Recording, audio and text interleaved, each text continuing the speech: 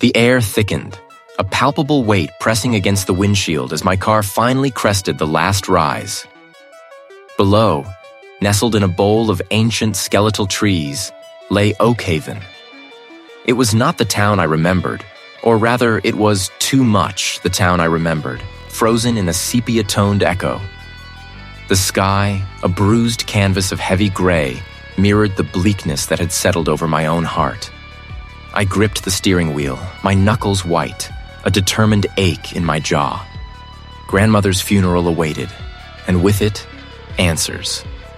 The asphalt ribbon unwound into Main Street, a path lined with clapboard houses whose paint had long surrendered to the persistent dampness.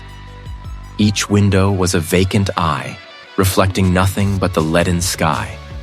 A profound silence draped the town, not the gentle quiet of a sleeping village, but a stifling, unnatural hush. There were no children's shouts, no distant hum of machinery, no murmur of conversation spilling from an open door. The only sound was the low growl of my engine, an intrusive roar in the vast stillness.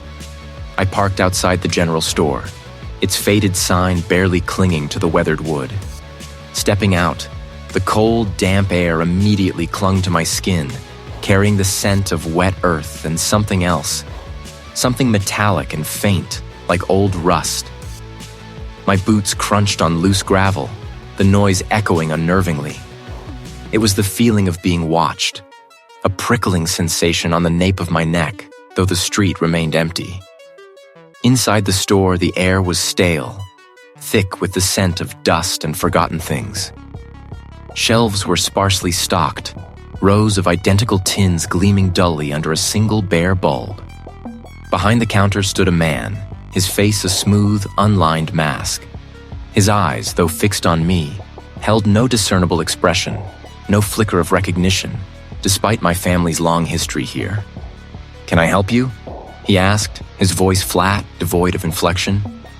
It was a question, yet it sounded like a statement, a practiced utterance. "Cole." "I'm Cole," I offered, a useless pleasantry. "My grandmother." "I'm here for the funeral." A pause stretched, long and uncomfortable, before a slow nod. "The undertaker is expecting you. He's at the parlor." No sympathy, no customary condolences. Just information, delivered with the detached clarity of a recording. His gaze remained fixed, unwavering, and for a moment, I felt a strange urge to check if my own reflection was visible in his depthless eyes. As I turned to leave, I glanced back. He stood exactly as I'd left him, arms resting on the counter, staring at the empty doorway. The walk to the funeral parlor was equally unsettling. The few townsfolk I passed moved with a peculiar, unhurried gait, their eyes downcast or fixed ahead. When one, an older woman pushing an empty cart, briefly met my gaze, her eyes were wide, but empty, like windows cleaned of all memory. There was no warmth, no curiosity, only a vacant placidity that was more unnerving than outright hostility. I felt like an intruder, a discordant note in a silent symphony. Inside, the air was thick with the cloying sweetness of lilies. The undertaker, a man of precise movements and immaculate attire, greeted me with a solemn nod. His handshake was cool, dry, almost papery. He spoke of arrangements, of burial plots, of the weather. But never once did he mention my grandmother, her life, or her sudden cryptic passing. It was as if she were merely an item on a checklist, another body to process. I found myself scrutinizing his eyes, searching for some spark of humanity, some flicker of shared grief, but found only the same unnerving placidity I'd seen in the shopkeeper. My next stop was grandmother's house, the ancestral home where I'd spent fleeting summers as a child. It sat on the edge of town, a sprawling Victorian whose gingerbread trim had long since rotted away. The porch creaked beneath my weight, a protest against my return. The front door, surprisingly, was unlocked. Inside, the house was a mausoleum of memories. Dust motes danced in the sparse shafts of light that pierced the grimy windows. I sought a bathroom.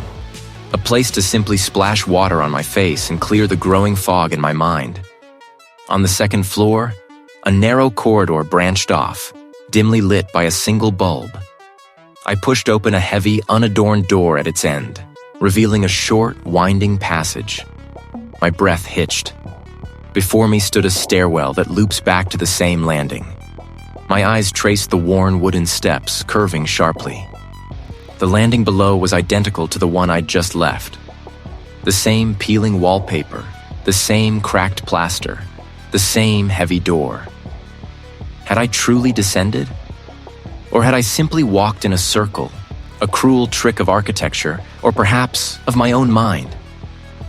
I tried again, ascending this time, only to find myself back on the same landing, the same door before me.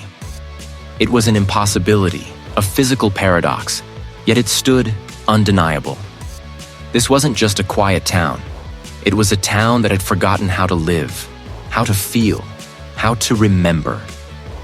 And the house, my grandmother's house, was a reflection of that, a place where even geometry seemed to bend to an unseen will. A strange urgency to simply turn, to walk away, to leave Oakhaven to its silent, encroaching strangeness. But a deeper current, stubborn and cold, held me fast. My grandmother's death, cryptic as a forgotten whisper, demanded an answer. The walk to the undertaker's parlor was a descent into a muted tableau. The houses, once vibrant with the distinct personalities of their owners, now presented uniform facades of peeling paint and drawn blinds. No children's laughter echoed from the overgrown yards. No distant clatter of tools from a garage. Only the wind, a low, sighing breath through skeletal branches, stirred the dust on the cracked pavement. Each step I took seemed to deepen the quiet, as if the town itself was holding its breath, watching me. The undertaker, a man whose face was a roadmap of deep, unreadable lines, offered no handshake, no comforting platitude. His eyes, the color of river stones, met mine with an unnerving placidity. He spoke of arrangements, of costs, of a brief service scheduled for the next day, all in a voice devoid of inflection, like a stone skipping across a still pond. He moved with a slow, deliberate grace, his movements economical, almost mechanical. It was like speaking to a well-crafted automaton, capable of mimicry but devoid of genuine feeling. I signed where indicated, my hand feeling clumsy and alien on the crisp paper, and left feeling as though I had just completed a transaction rather than acknowledged a profound loss. The funeral itself was a stark affair, held beneath a sky the color of bruised plums. The old church, usually filled with the rustle of Sunday best and the murmur of familiar hymns, held only a scattering of attendees. I recognized a few faces, rather the aged versions of faces I had once known. The grocer, his once jovial expression now flattened into a mild, distant neutrality. The retired schoolmaster, whose sharp wit had dulled into vacant pleasantries. The librarian, her eyes once alight with stories, now held only a quiet, almost fearful vacancy. They sat in the pews, stiff and silent, their gazes fixed on the simple wooden coffin as if it were a stage, and they, reluctant players. No tears were shed, no choked sobs broke the suffocating quiet. When the undertaker, acting as officiant, concluded his brief, toneless eulogy, they rose as one, a ripple of movement so synchronized it felt rehearsed. Afterward, at the small community hall, I tried to bridge the chasm that had opened between Oakhaven and my memories. I approached the grocer, his hands clasped before him as if in prayer, though no prayer was being offered. "It's Cole," I began, a tentative smile feeling brittle on my lips. From the old days." "Cole, yes, a name. My apologies. The memory. It comes and goes like the tide." His voice was soft, devoid of the hearty boom I remembered.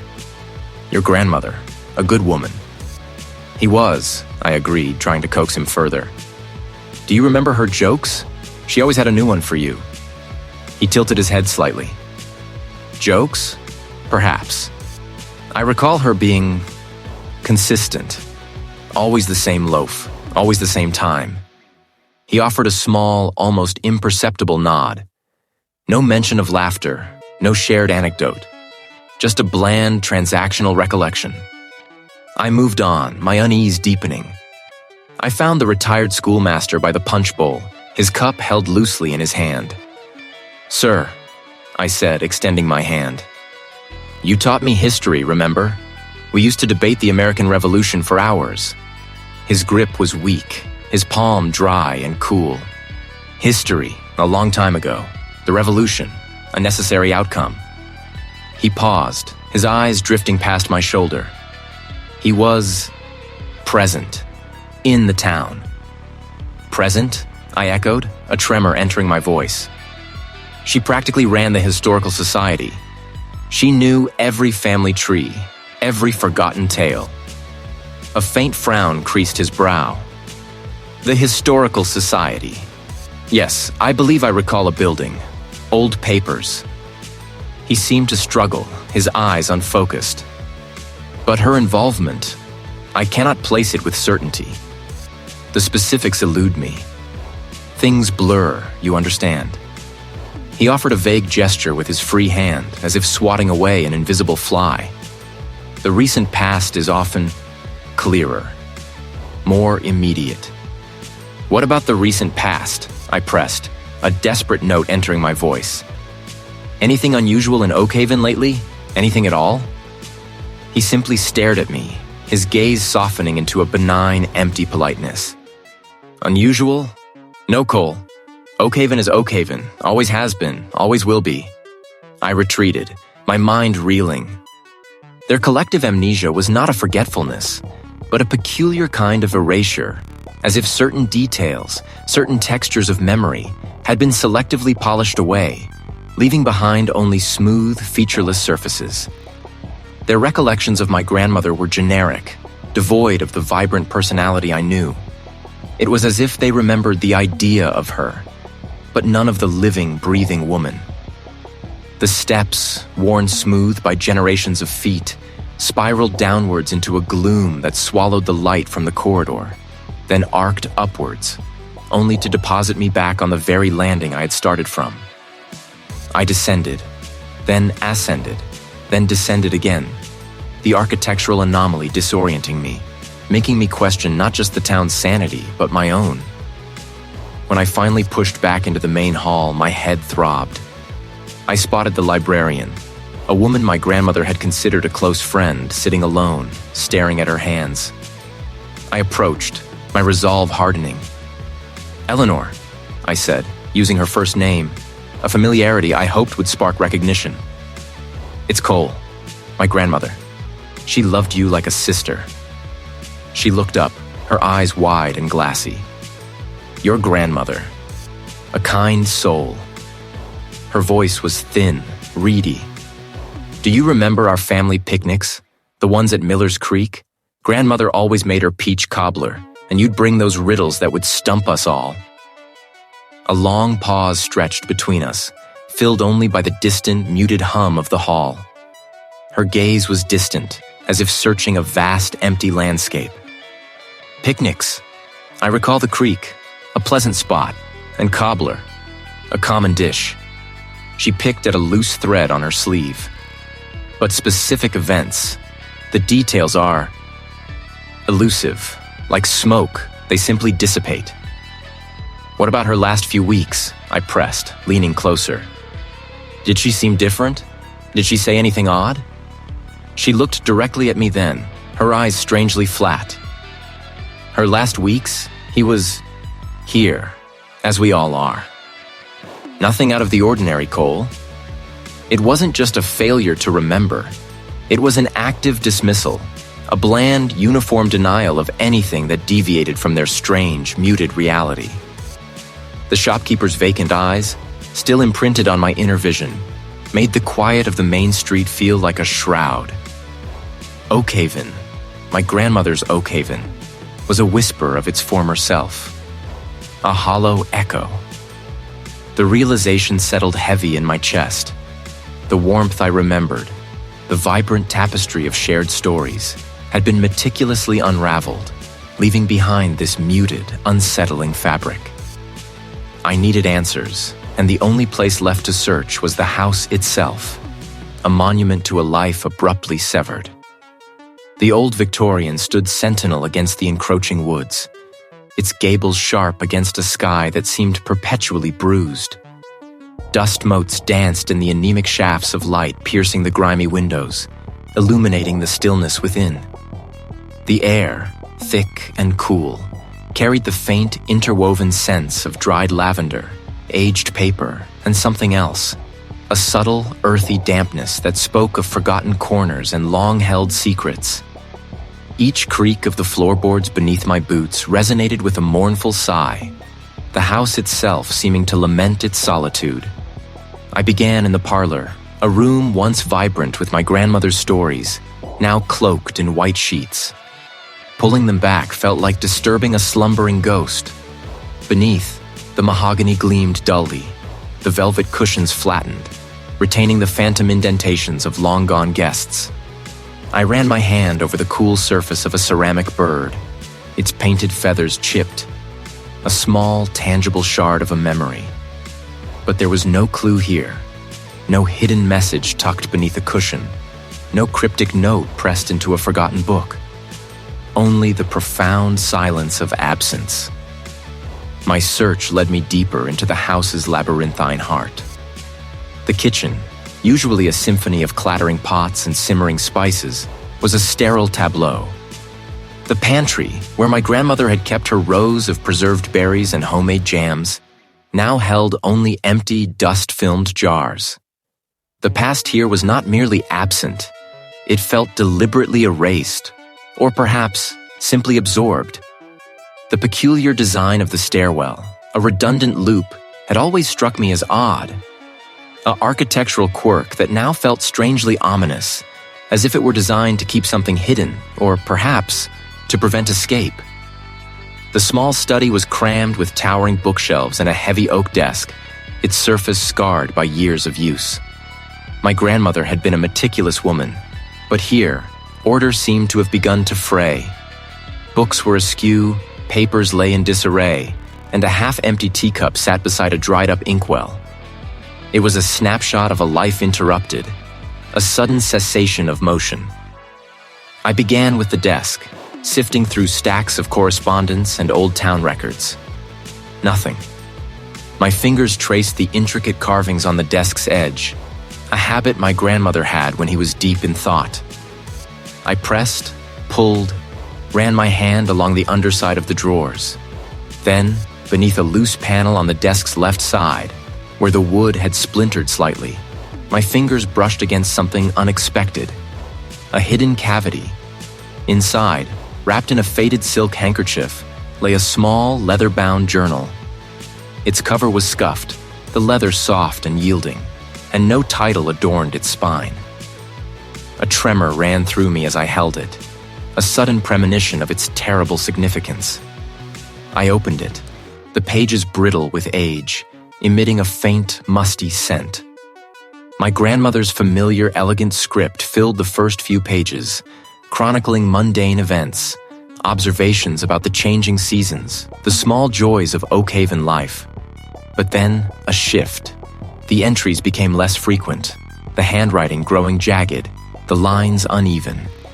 Faint at first, like wind through dry reeds, but they carry a tune I remember from childhood, a melody I thought long forgotten. My eyes scanned ahead, skipping over passages, drawn by the increasing urgency. The old men in the square, their eyes so distant. They speak of things that never were and forget the very air they breathe. The words resonated with the blank stares of the townsfolk, the vacant denials I had encountered. They came for the founders, always the founders. Our family's burden passed down through the blood. To remember, to resist. But how can one fight what steals the very fabric of thought? The entries devolved further, becoming a chaotic scrawl. Pages were filled with strange, angular symbols, repeated obsessively, like a desperate incantation. They were not runes I recognized, nor any language I knew, yet they seemed to hum with an unsettling energy. A silent scream etched into the paper. Beneath one particularly intricate symbol, scrawled in a hand that barely resembled my grandmother's, were the words, "The roots run deep, deeper than Oakhaven itself. It feeds, it waits, and it comes for the light within." My mind reeled. The journal wasn't just a record of her deteriorating state. It was a testament to a battle waged against an invisible enemy. A battle he had clearly lost. My grandmother hadn't simply died. He had been consumed. The journal lay open, its brittle pages whispering secrets of a mind besieged. My grandmother hadn't simply chronicled her decline. He had meticulously charted the erosion of her very being, a slow, insidious consumption. The forgetting, the whisper. These were not metaphors for a fading mind, but names for an ancient predatory presence. A thing that fed on the collective tapestry of memory. She hadn't died. He had been unmade, woven into something vast and silent. I stiffened, my gaze darting to the corner where the sound had seemed to emanate. Nothing. Only the settled dust motes dancing in the weak light filtering through the grimy panes. It was not a language I recognized, more a sibilant sigh, a collective exhalation of countless forgotten moments. My skin prickled. The air grew heavy, thick with an unseen presence, pressing in from all sides. I felt watched, not by eyes, but by something formless, pervasive, an awareness without a singular point of origin. A flicker of movement caught my eye, a deeper shade of gray against the already dim wall in my peripheral vision. I snapped my head to the left, but nothing was there. Just the peeling wallpaper, the familiar pattern of faded roses. I blinked, my heart hammering a frantic rhythm against my ribs. I needed air, needed to see other faces, even the strangely vacant ones of Oakhaven's residents. I needed to escape the suffocating embrace of my grandmother's forgotten struggle. I made my way through the labyrinthine corridors, the floorboards groaning underfoot, each sound an accusation. The house felt larger, more disorienting than before. I hesitated, a profound sense of unease washing over me. They swirled around me, a vortex of forgotten murmurs, pressing in on my skull until I felt a searing pressure behind my eyes. I clutched the rough wooden banister, my knuckles white, fighting the urge to scream. Was this what my grandmother had endured? The relentless, insidious erosion of her inner landscape? I pushed through, the looping nature of the stairwell adding to my disorientation, making me question if I was truly moving forward or simply spiraling deeper into some unseen maw. I forced myself to breathe, to quell the rising panic. Stepping out into the late afternoon light, the town square seemed eerily quiet. The usual murmur of activity was muted, replaced by a pervasive stillness. I noticed it first at the general store. The proprietor, a stout woman with kind eyes, was behind the counter, but the young man who usually stocked the shelves, a lanky fellow named Thomas, was nowhere to be seen. I paused, waiting for him to emerge from the back room, but the proprietor simply hummed a tuneless melody, her gaze fixed on some distant point beyond the window. "Where's Thomas today?" I asked, trying to keep my voice casual. The proprietor blinked, a slow, uncomprehending movement. "Thomas?" she repeated, her brow furrowing slightly, as if trying to recall a forgotten word. "Oh, yes, the assistant. He's not here." She offered no further explanation, her eyes drifting away, a polite, almost blank smile returning to her lips. It wasn't evasiveness. It was a genuine, unsettling lack of recollection, as if Thomas was merely a placeholder, a concept that no longer held any real weight. The small, communal garden, usually tended by an elderly woman with gnarled hands and a sharp wit, was overgrown, weeds choking the last of the autumn vegetables. The woman herself was absent. I saw a neighbor, the fisherman, tending to his nets near the docks. "Evening," I called out, approaching him. "Haven't seen the gardener around. Is she all right?" The fisherman paused, his hands stilling on the thick rope. He looked at me with those familiar, unnervingly placid eyes. "The gardener?" he echoed, his voice flat. "Oh yes, he was here, for a time." He nodded slowly, as if that explained everything. "Always tending to things. She left, I suppose." He shrugged, a gesture devoid of concern or curiosity. It wasn't just individual absences. It was the town's collective response to them. A quiet erasure, a blank space where memory should have been. My grandmother's frantic scrawls, her warnings of being unmade, now echoed with a terrifying clarity. The entity was growing, its hunger escalating, and Oakhaven was slowly, silently being consumed from within. I was walking through a town of ghosts, and soon, if I didn't act, I would be one of them. The fisherman's words, hollow and strangely weightless, still echoed in the hollows of my mind as I walked away from the docks. "She left, I suppose." The unfinished thought, like a frayed thread, snagged on something within me. This town, Oakhaven, was a tapestry of such unraveling ends, each one tugging at the fabric of what I knew, threatening to undo it entirely. My grandmother's journal, clutched tight in my hand, felt like the only anchor in a sea of shifting perceptions. Its brittle pages held more truth, more solid ground, than any living soul I'd encountered since my return. A crude sketch, tucked between pressed leaves and faded script, showed a skeletal structure, its gabled roof sagging like a weary shoulder. Beneath it, a series of looping angular symbols, stark against the aged paper. The caption, scrawled in my grandmother's spidery hand, simply read, "The Old Mill, Below." The path leading to the outskirts of Oakhaven was less a road and more a memory of one, choked by stubborn weeds and the encroaching shadow of ancient pines. The air grew heavier here, thick with the scent of damp earth and something vaguely metallic, like forgotten rust. The houses thinned, their windows like vacant eyes watching my solitary trek. A profound silence descended, deeper than any I had known. A quiet that seemed to absorb sound rather than merely lack it. It felt less like an absence and more like a presence, a watchful, patient stillness. My breath hitched, a small, sudden sound in the vast quiet, and I quickened my pace, the journal's edges digging into my palm. Finally, through a veil of gnarled branches, the mill emerged. It was a hulking, skeletal thing, a monument to industry's slow, inevitable surrender to time. Its timber walls, once sturdy, now sagged inwards, weathered to the color of old bone. Broken window panes gaped like missing teeth, reflecting the bruised sky in jagged shards. The massive water wheel, once a churning heart, stood frozen, draped in emerald moss, its spokes resembling the ribs of some colossal, forgotten beast. A shiver, not entirely of cold, traced its way up my spine.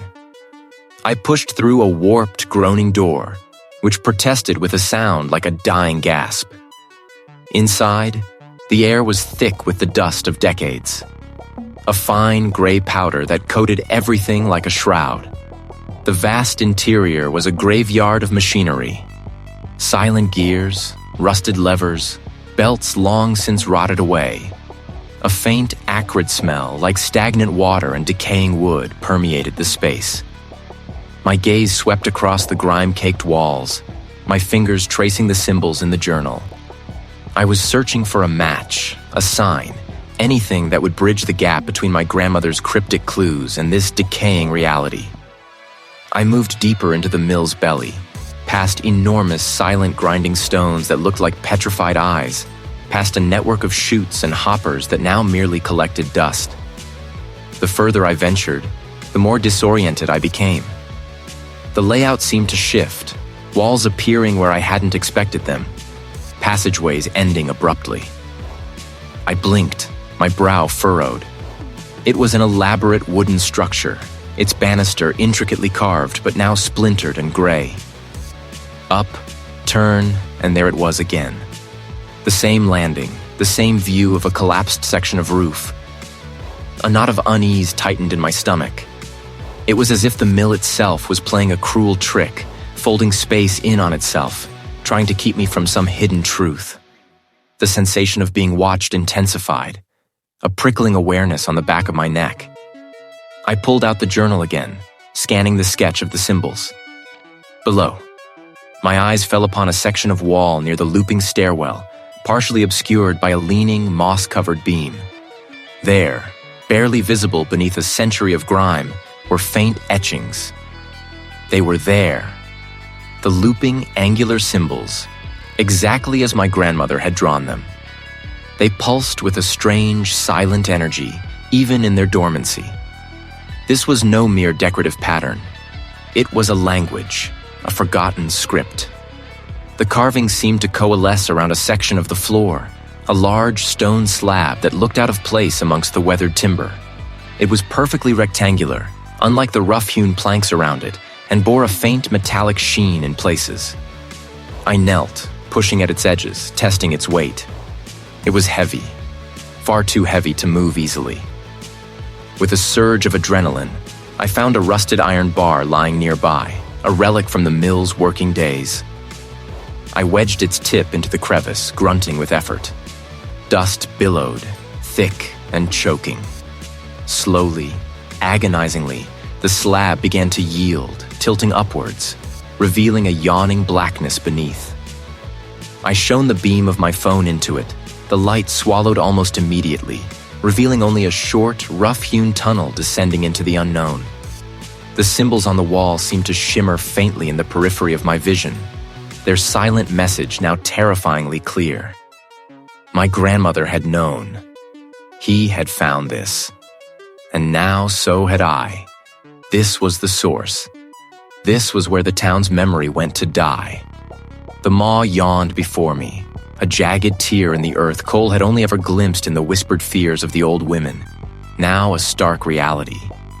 My small lamp cast a hesitant beam, swallowed almost instantly by the immensity below. There was no going back now.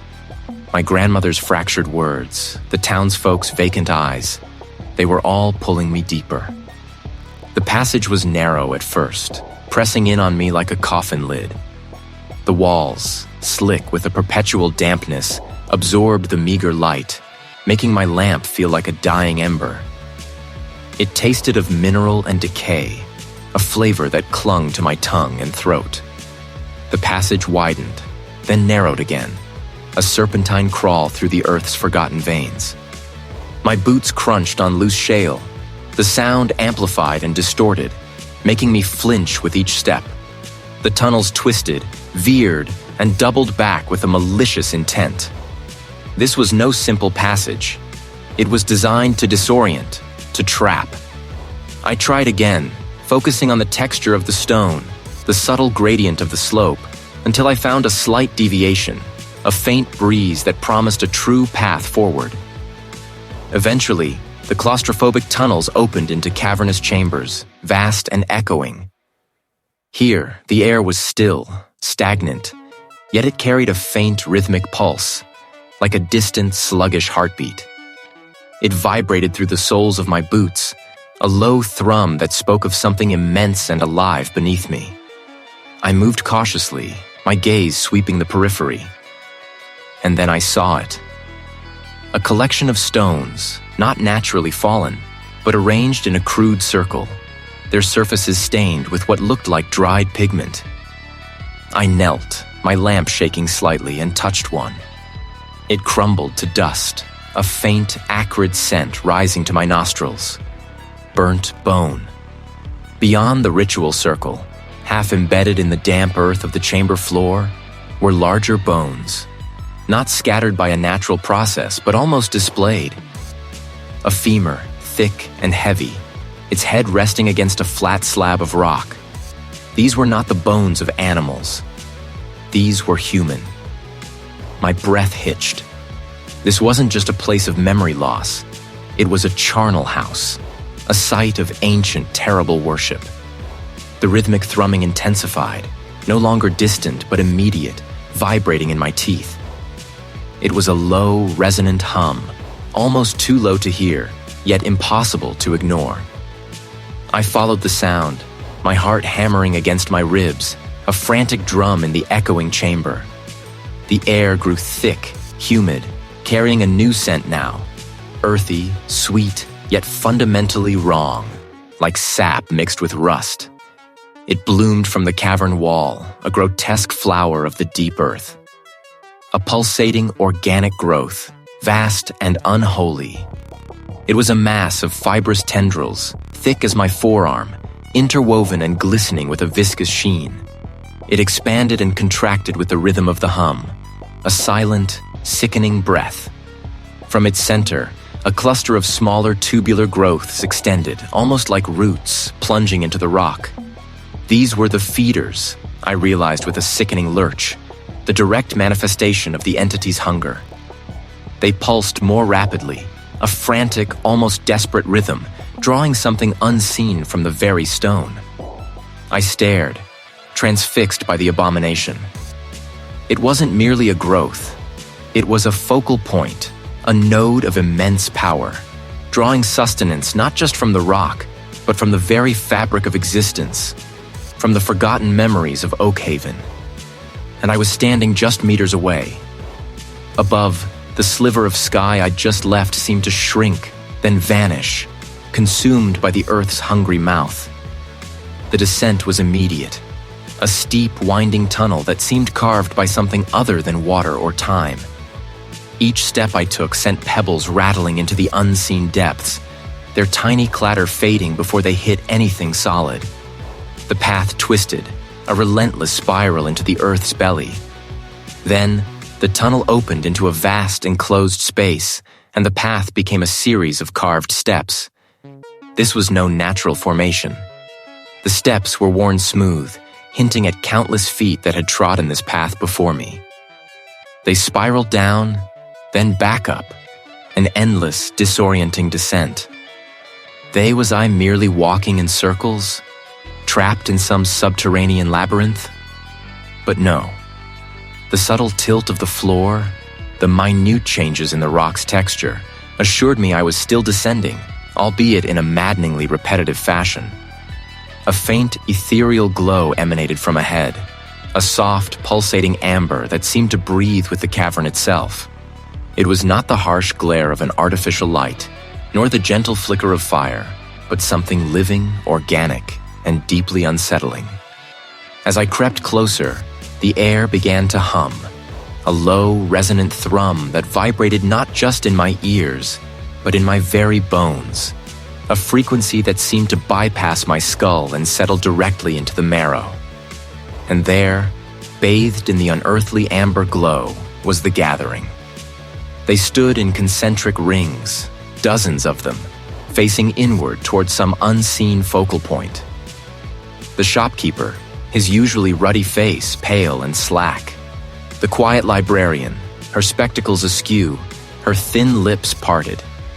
Even the gruff old fisherman, whose boat had been missing for weeks, was among them, his weathered hands hanging limp at his sides. All of them, townsfolk I had known since childhood, now utterly transformed. Their eyes, wide and unblinking, held no spark of recognition, no flicker of individual thought.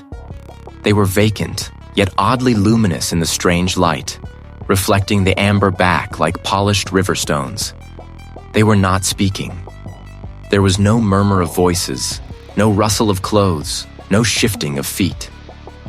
Yet, a profound communication permeated the air, a silent, swirling current of fragmented thoughts and emotions. I felt it, a faint brush against my own mind, a child's forgotten lullaby, the ache of an old man's regret, the warmth of a shared meal, the sharp sting of a lover's betrayal.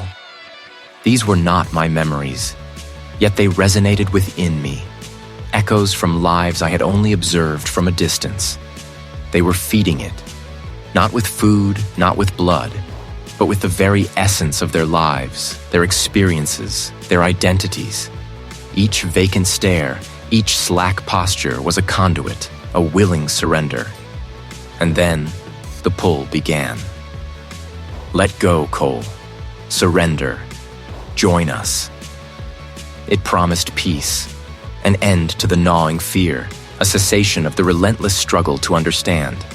It offered the blissful oblivion of collective thought, where individual burdens dissolved into a shared, boundless tranquility. They seemed to soften, to blur at the edges, tempting me to release them, to let them float free and merge with the silent symphony around me. A profound weariness settled over me, a desire to simply close my eyes and drift into that vast, welcoming current. To become one with Oakhaven, not as a distinct person, but as a single, forgotten note in a grand, silent chord. My knees trembled. My hand, clutching the cold metal of my flashlight, felt weak. The faces of the townsfolk, once so familiar, now seemed to smile with a tranquil, terrifying welcome. They were gone, truly gone, yet still here, their bodies' husks animated by a shared, consuming peace. The pull intensified, a warm, liquid sensation spreading through my veins, blurring the lines between my thoughts and the collective hum. I fought it, clenching my jaw until my teeth ached, digging my fingernails into my palm. I was Cole. I had my own memories. I would not let them fade. Not yet. The maw, a wound in the earth, pulsed with a rhythm that was not sound, but a profound vibration against my bones. It was the scent of dissolution, I realized, of things coming undone. I felt it then. A tendril, not of touch, but of thought, reaching for me from the abyss. It brushed against the edges of my mind, a phantom caress that promised peace, oblivion, a joining. My grandmother's face, etched with worry lines I'd rarely noticed in life, flashed before my eyes. Remember, Cole, remember. The entity's pull intensified, a silent, ravenous hunger for the unique contours of my being. My own name felt suddenly foreign, a brittle shell. No, not me, not my memories. A primal scream, soundless, tore through my chest. I clawed at the slick stone around the maw's rim, my fingers finding purchase on jagged outcroppings. It was a siren song of absolute stillness, an end to all thought, all struggle. Their quiet, communal emptiness. That was not peace. That was extinction. With a gasp that scraped my lungs raw, I tore myself away from the edge. My legs, heavy as lead, stumbled backwards, away from the hungry mouth. I turned, blindly, into the labyrinthine tunnels, the air still thick with that cloying sweetness, the silent hum a constant pressure against my eardrums. The passage narrowed, the ceiling pressing low, forcing me to hunch. I ran, my breath ragged, the taste of rust and fear coating my tongue. The passages branched, twisting into a bewildering maze. I chose instinctually, turning corners, scrambling over fallen debris. The entity was playing with me, toying with my sense of direction, trying to erode my resolve, to make me doubt the very ground beneath my feet. My grandmother's voice again, this time a stern, remembered phrase. Logic, Cole. Always logic. I closed my eyes, picturing the layout, trying to recall any distinguishing marks. The looping stairwell was a trap, a disorienting illusion. I had to break the pattern. I descended again, this time forcing myself to ignore the instinct to follow the curve, instead searching for a fissure, a hidden passage, anything that deviated from the endless circle. My fingers scraped against a loose stone, revealing a narrow, almost imperceptible gap. I squeezed through, scraping skin from my shoulders, and tumbled onto a different sloping tunnel. I scrambled onward, the slope growing steeper until I saw it. A faint glimmer of moonlight spilling through a high, grimy window. I pushed through a final crumbling archway, my body aching, my muscles screaming, and burst into the cavernous space of the abandoned factory. Above me, the skeletal trusses of the roof scraped against the bruised sky. I was out. The silence was profound, broken only by my ragged breaths and the distant sigh of the wind through broken panes. My hands trembled as I pushed myself to a sitting position, leaning against a rusted machine. The taste of the entity's presence still lingered in my mouth, a phantom sweetness. It wasn't about killing. It wanted to erase. It wanted to assimilate. The townsfolk weren't dead. They were simply less. Their memories, their identities, their very selves were being siphoned, absorbed into that vast, silent consciousness beneath Oakhaven. They were becoming fragments of a greater, undifferentiated whole. My grandmother's fractured mind, her cryptic warnings. She wasn't mad. He was resisting. He had seen it, felt its pull, and fought to retain herself, to preserve the slivers of memory she knew to be vital. The entity wasn't a predator that devoured bodies. It was a silent ocean that absorbed minds, leaving behind only the shells of what once were individuals. And Oakhaven, my ancestral home, was its anchor, its feeding ground. My grandmother had known this. Her research, her scattered notes, the symbols she'd carved into the old oak tree. They weren't just the ramblings of a troubled mind. They were a map, a warning, a desperate guide. She hadn't been trying to escape the town. She'd been trying to protect it. I pulled out my phone, the screen cracked from my hurried escape, and scrolled through the photos I'd taken of her journal entries, her sketches of intricate patterns and esoteric glyphs. She spoke of severance, of a frequency, of a counter-resonance. She'd tried to find a way to cut off its connection, to starve it of the memories it craved, to free the town from its silent, insidious grasp. My plan, desperate and terrifying, began to coalesce in the shattered fragments of my mind. I needed to find a way to sever the entity's hold, to prevent it from consuming Oakhaven entirely. It wouldn't be easy. It would be dangerous. I would fight. For my grandmother, for Oakhaven, for the very idea of individual memory. The taste of dissolution lingered, a film of sweet dust and ancient sorrow on my tongue. The maw, a cavernous wound in the earth, pulsed with a rhythm that was not sound, but a profound vibration against my bones. An ache that mirrored the emptiness growing within Oakhaven. It was not enough to merely witness. I had to act, to wrench this place back from the precipice of its own forgetting. I moved through the hushed avenues, the familiar lanes now feeling like a stage set for a play no one remembered writing. The air was thick with a silence that pressed against my eardrums, broken only by the whisper of the wind through skeletal branches, a sound like dry leaves skittering across forgotten paving stones. Each face I passed was a blur of vacant eyes and slack jaws, their movements slow, deliberate, as if navigating a dream. They were shells, their true selves hollowed out, their memories siphoned away like water from a cracked cistern. My footsteps echoed too loudly on the cobblestones, a jarring punctuation in the town's encroaching quietude. I sought a flicker, a spark of recognition in the eyes of the few remaining shopkeepers, the lone elder who sometimes sat on a bench outside the general store, but found only the glazed, uniform gaze that had become the town's unsettling norm. The shopkeeper, when I asked about a certain old photograph, merely tilted their head, a slow, unnatural motion, before returning to polishing an already gleaming counter. There was no aggression, no malice, only an overwhelming blank indifference. It was worse than anger. It was the absence of everything. My grandmother's home was my sanctuary, a place where the air still held the faint scent of lavender and old paper.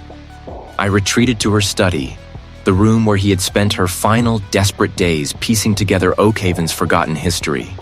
I splayed the journal open on her mahogany desk, its pages brittle beneath my fingertips. Her spidery script, once a comforting relic, now held the weight of an urgent prophecy. I devoured the entries, seeking a specific weakness, a chink in the entity's pervasive armor. She wrote of the deep hunger, a consciousness older than the town itself, stirring beneath the roots of Oakhaven. It was not merely feeding on memories, he had surmised, but becoming them, weaving them into its own vast, silent tapestry. The danger wasn't just erasure, but assimilation, a complete absorption into its singular, emotionless awareness. Then, a passage seized me, a tremor running through my frame. The hunger thrives on forgetting, on the quiet surrender of what was. Its antithesis is the unbroken thread, the deliberate act of remembrance, forged in the crucible of shared history. There exists an anchor, a physical vessel for Oakhaven's oldest, most potent memories, placed here by the first settlers. It is called the Stone of Echoes. My grandmother's elegant hand had sketched a crude map on the facing page, leading to a location deep within the old mill district, now a crumbling ruin. The Stone of Echoes, she theorized, was not merely a rock, but a focal point, capable of resonating with true collective remembrance. And if activated with a specific ritual, it could disrupt the entity's hold, perhaps even wound it. The ritual, she implied, involved a communal act of telling, of speaking Oakhaven's true past aloud, of forcing the unwilling to confront what they had lost. It was an act of defiance, a refusal to be forgotten. A sudden sharp crack from the hallway outside jolted me. I pushed open a heavy, unlatched door, revealing a cavernous, dust-choked space. It spiraled downwards, then upwards, the banister worn smooth by countless phantom hands, but each turn brought me back to the exact same spot, facing the same cracked window, the same patch of peeling wallpaper. It was a physical manifestation of the town's fractured memory, a dizzying trap of repetition. I tried another path, a different turn, but the perspective shifted subtly, unnervingly, and I was again at the same landing, the same window, the same faint, distant scent of iron and decay. This was not merely disorientation. It was a deliberate, subtle alteration of reality, a playful twist of the knife from the entity. It was showing me how easily the familiar could be unmade. The journal's words echoed, the unbroken thread. This looping staircase was the entity's mockery of that thread. The maw's taste was still on my tongue, but now, mixed with it, was the bitter tang of determination. The fragments of Oakhaven lay scattered, and I was going to gather them. The tattered map, a final, desperate whisper from my grandmother, guided me through the skeletal remains of Oakhaven's mill district. Rust-flecked iron skeletons of forgotten machinery jutted from the earth like arthritic fingers, reaching for a sky choked with industrial dust and the peculiar leaden silence that had settled over the town. Each crunch of loose gravel beneath my boots was a cannon shot in the profound stillness, echoing off the crumbling brick walls. My flashlight beam, a fragile spear against the encroaching gloom, cut through the dust motes dancing in the subterranean currents. The passage narrowed, twisting into a labyrinth of forgotten tunnels. The metallic tang intensified, now mixed with the cloying sweetness of rot, like overripe fruit left to molder in a forgotten cellar. My breath hitched, a ragged sound in the suffocating quiet. It was a cruel jest, a test of will. I descended, the spiral tightening, the worn steps singing a low, mournful note under my weight. It was as if time itself had begun to fray, unraveling in this forgotten pocket of the earth. Not words, but the impression of them, of countless voices speaking at once, indistinct and yearning. My resolve, a brittle thing, threatened to crack. This was its first defense, its attempt to drown me in futility. The descent felt endless, a journey into the earth's own dreaming. It was a sound both alien and ancient, a song of forgotten memories.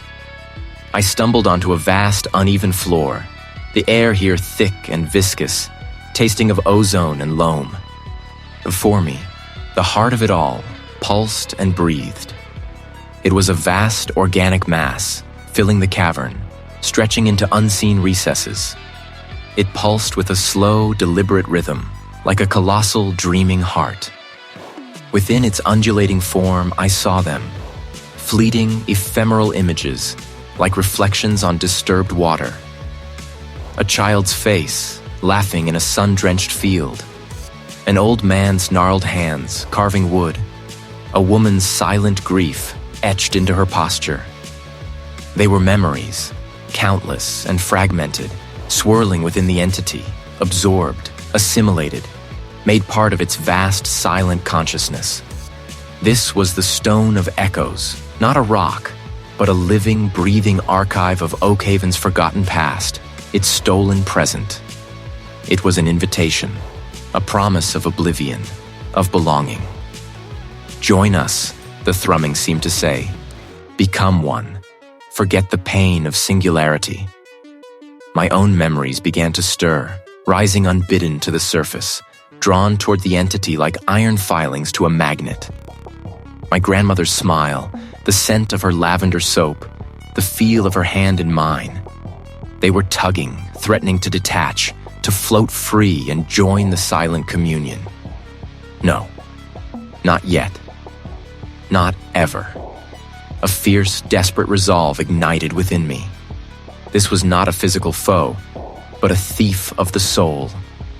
I raised my hands, not to strike, but to push back against the psychic current, to sever the connection it sought to forge. I focused on my own essence, on the burning fire of my individuality. I thought of my grandmother, her cryptic notes, her desperate fight to retain her own mind. I thought of Oakhaven, not as a collection of vacant eyes and broken minds, but as a place that deserved its own history, its own vibrant, painful, beautiful remembrance. The entity recoiled, its pulsing rhythm faltering for a beat. The shifting lights within it flared, then dimmed. It was surprised, perhaps, by the force of a single, unyielding will. But then it pressed back, harder. A torrent of fragmented memories, not just Oakhaven's, but mine, flooded my mind. The sting of a childhood betrayal, the crushing weight of a failure, the gnawing anxiety of my deepest fears. It hurled them at me, magnified, distorted, seeking to overwhelm, to break me. My head throbbed, a drumbeat of pure agony. The cavern spun. I felt my grip on my own identity beginning to slip, like sand through my fingers. To forget the pain, to become part of something larger, something eternal. But that eternity was a lie, a silent prison. I dug my heels into the earth, my teeth gritted, every fiber of my being screaming in protest. This was a battle for my mind, for the very concept of me. And I would not yield. The peculiar leaden air of the mill district pressed against me, a weight I'd grown accustomed to, a suffocating blanket woven from forgotten industry and a deeper, more insidious presence. My grandmother's tattered map, brittle as ancient parchment, had led me through the skeletal remains, past rust-flecked iron skeletons that jutted from the earth like arthritic fingers. The air here was different, thicker, humming with an almost imperceptible vibration that seemed to resonate in the very marrow of my bones. I descended into the dark, the beam of my lantern cutting a lonely path through the subterranean gloom. Then, the tunnel opened into a vast, silent chamber. Here, the entity pulsed. I saw fragments within its depths, a child's laughter, the quiet comfort of a shared meal, the grief etched on a mourner's face. All of it, a silent, swirling current. Upon it, a shallow depression, perfectly sized for the small, smooth river stone I'd found clutched in her hand. My own hand trembled as I placed the stone. It sank into the depression, fitting with an unnerving precision. A low, guttural thrum vibrated through the stone, through my feet, up into my chest. The shimmering lattice of the entity writhed, its ethereal tendrils contracting, then expanding with violent, spastic energy. I tasted ash and something bitter, like fear itself. The air grew impossibly heavy, crushing, and for a terrifying moment, I felt my own memories. My name, my face, my reason for being here begin to slip, like grains of sand through a sieve. Then, with a final shuddering gasp that seemed to echo through the very bedrock of Oakhaven, the entity collapsed in on itself. The vibrations ceased. I stumbled out of the cavern, my legs weak, my mind reeling. But the cleansing had been brutal. Oakhaven was stirring. The first rays of dawn painted the storefronts in hues of bruised purple and pale orange. But the light seemed to reveal more than it illuminated. People emerged from their homes, blinking, bewildered. The quiet hum that had been their collective consciousness was gone, replaced by a cacophony of small, uncertain sounds. A cough, a muttered question, the distant cry of a child. I saw the baker standing outside his shop, his hands running over the familiar wooden sign, a deep furrow in his brow.